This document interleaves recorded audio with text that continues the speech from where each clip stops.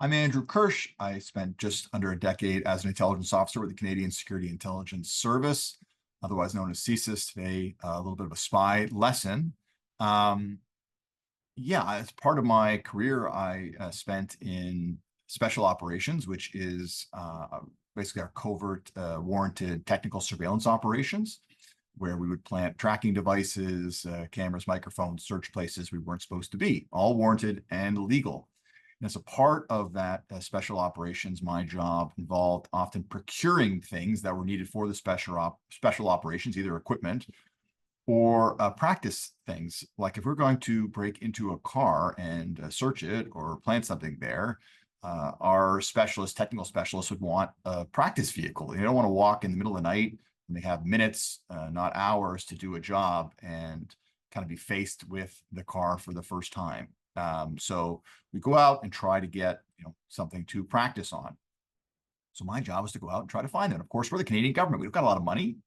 I can't be splashing money around and just kind of buying vehicles left and right. I have to go out and often borrow them.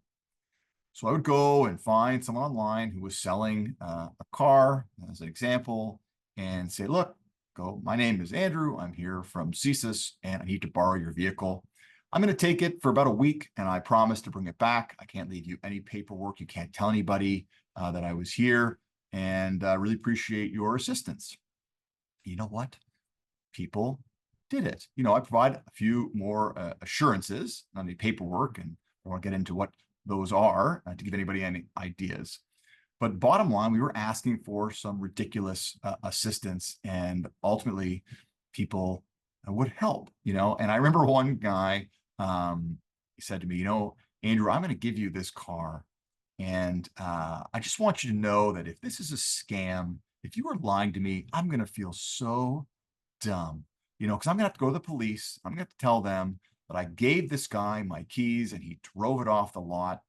And I'm going to feel really, really bad and really dumb that I did this. So just want you to know that.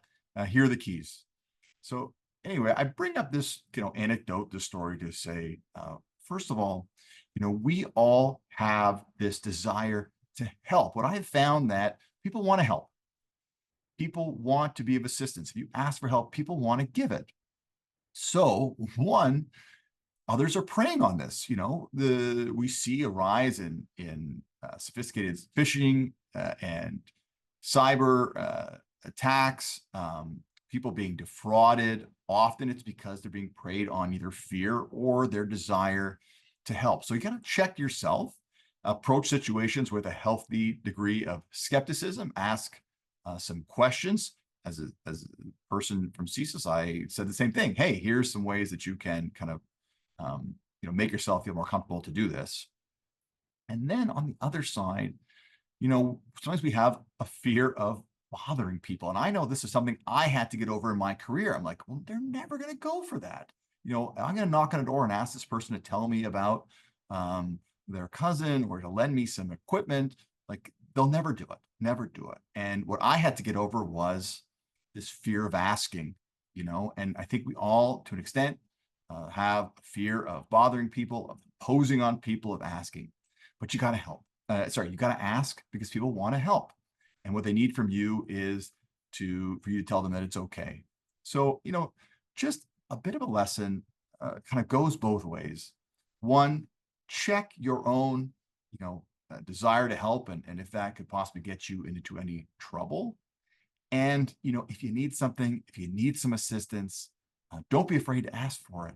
You would be surprised. You'd be amazed what people are willing to do, the lengths that they will go to assist country, national security, and even just, an individual who needs some help. So that's, a little spy story, a little spy lesson. Feel free to like, subscribe, ask more questions, anything else you'd like to hear about my career and national security issues of the day. info@kirschgroup.ca, and we will speak soon. Until then, stay safe.